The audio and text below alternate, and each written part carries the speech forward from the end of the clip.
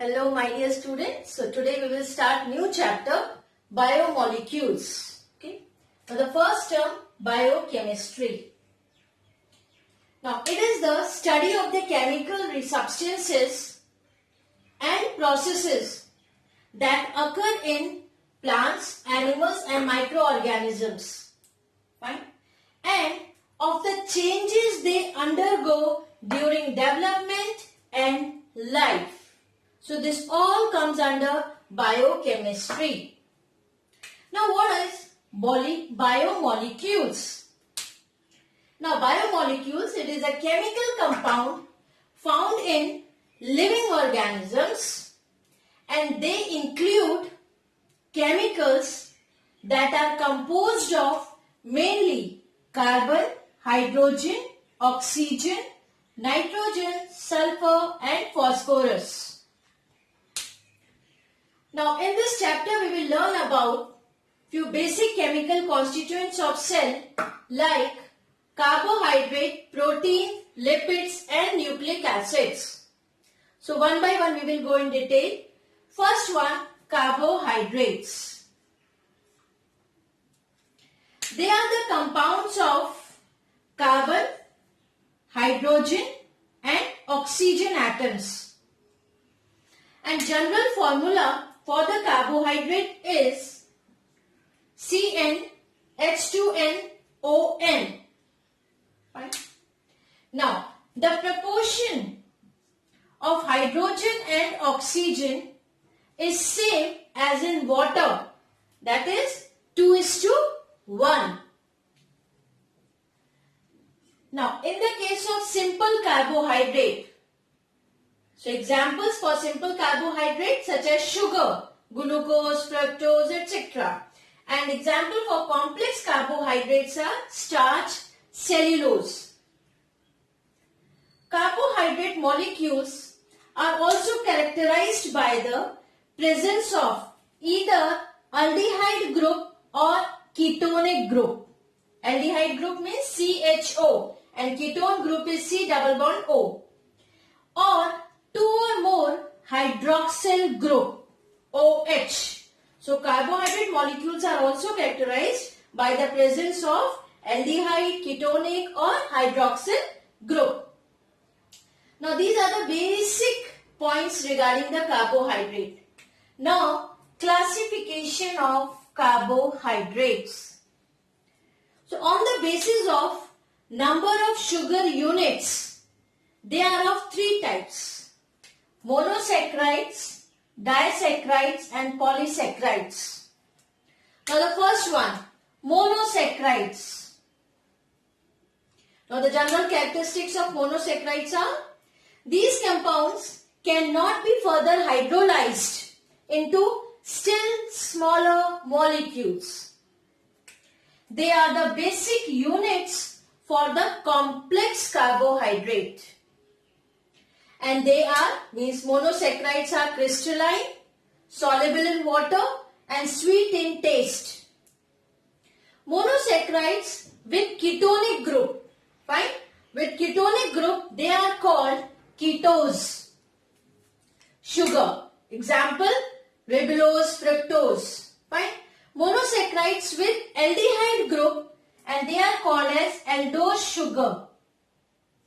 Example glucose, xylose, etc. So monosaccharides, if they are with ketonic group they are called ketose sugar, and if they are with aldehyde group they are called aldose sugar. Now on the basis of number of carbon atoms, monosaccharides can be trioses, tetroses, pentoses, hexoses, heptoses, etc. Trioses means 3. Tetra means 4. So depend upon the number of carbon atoms present in the monosaccharides. Now, we have studied about that monosaccharide, if they are with ketone group, what they are called. If they are with aldehyde group, then what we can call those. What are the characteristic: crystalline, soluble in water and sweet in taste. Now, little bit information about glucose and fructose. Now, glucose these are the important fuels. Glucose is the important fuel in the case of living cells. and small size, and they are soluble in water. Glucose is soluble in water. Fructose, and it is also called as fruit sugar. It is simple ketonic monosaccharide found in many plants. So this one fructose, one is the ketonic monosaccharide, and glucose, here what I said, if they have the aldehyde group, aldose sugar. Fine. So this is all about the monosaccharide. Now after monosaccharide, next is disaccharides. It is made up of two monosaccharide units. They can be hydrolyzed into monosaccharides. Now the covalent bond that joins monosaccharide unit is called glycosidic bond. So when two monosaccharides join together with the help of glycosidic bond, they form disaccharide.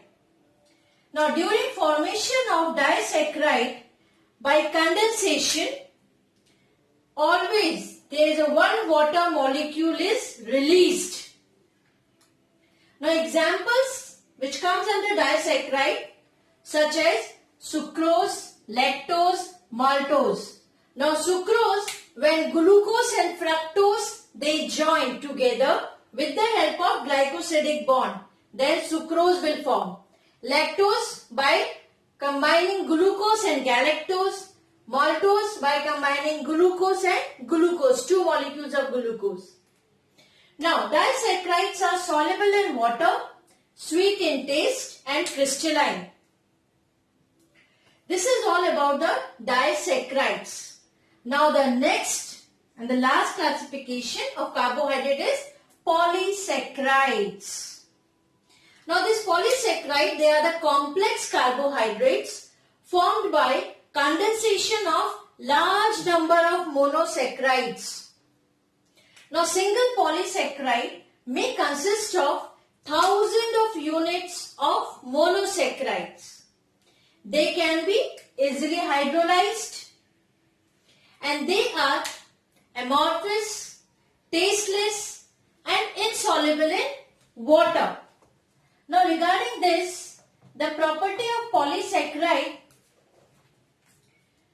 molecule depend on the length, branching, folding and coiling. So depend upon these things, the property of polysaccharide is there, means whether they are amorphous, tasteless or insoluble in water.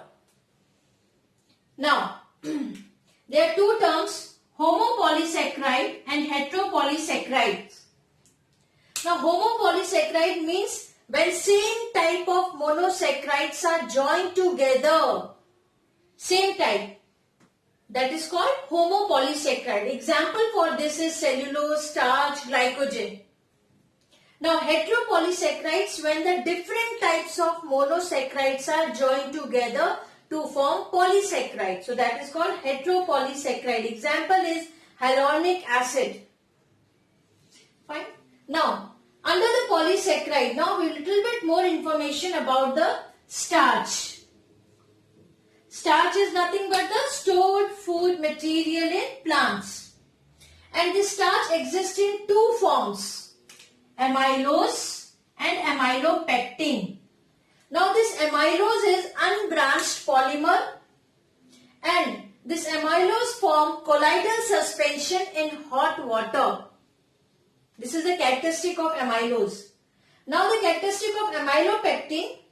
Amylopectin is a branched polymer and insoluble in water. So these are the two forms in which the starch exists, amylose and amylopectin. Okay. Next is a glycogen. This is stored in animal body, particularly in the case of liver and muscles. So this is about glycogen. Now cellulose. This is also polysaccharide, isn't it? It serves to form the cell wall in plant cells. And this cell wall is tougher than the cell membrane. Now this toughness is due to the arrangement of glucose units in the polymer chain and hydrogen bonding between neighboring chains. So this toughness is because of the arrangement of glucose unit and the hydrogen bonding between the neighboring chains. So this is all about starch, glycogen and cellulose. So as we have finished carbohydrate and the classification mono, di and polysaccharide. Now the last topic or subtopic we can say, that is significance of carbohydrates. First one, it provides energy for metabolism. Second, glucose is the main substrate for the synthesis of ATP, adenosine triphosphate.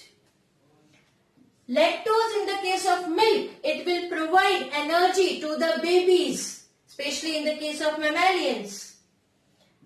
Fourth, it serves as the structural component of cell wall. And the last significance is it also serves as reserve food material. So these all are the significance of carbohydrates. This way we have finished under the biomolecules the first one, that is carbohydrate. Please have a look of this.